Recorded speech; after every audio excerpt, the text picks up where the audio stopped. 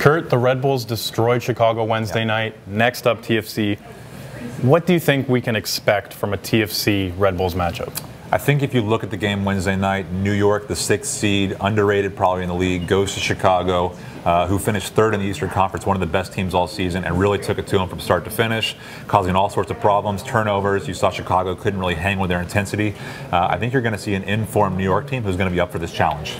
Yeah, what are you looking forward to with this series? You know, what are the key storylines? For me, one of the underrated storylines heading into this one is really kind of the sideline battle. Jesse Marsh, the New York Red Bulls head coach, he gets fired up on the sideline. He really wants to instill that in his players. They play a really high-octane, pressing tempo. What they're going to want to do is cause a lot of problems for Toronto FC, who wants to play a more controlled game, pass the ball around, find the seams.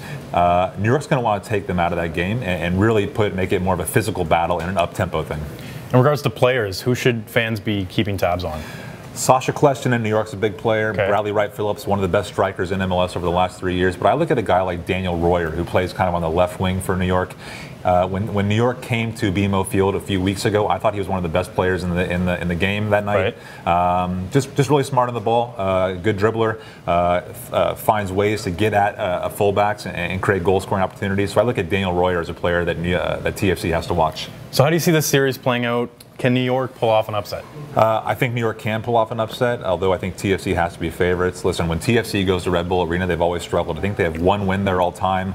They went there earlier this season, got a draw. But I think they're going to go into this first leg and they'd be fortunate to get out of there with a 1-goal loss. And I think if they can do that, scrape a 1-goal loss, maybe a draw, get back to BMO Field where they've been dominant. I think the crowd and the way TFC plays at home and the confidence they play with, TFC's a better team, and I think they're going to find success there if they can keep it close in the first leg. Yeah, TFC's been dominant this season, but it's the playoffs. They need to get it done when it matters. For Curtis Larson and Post Media, I'm John Mattis.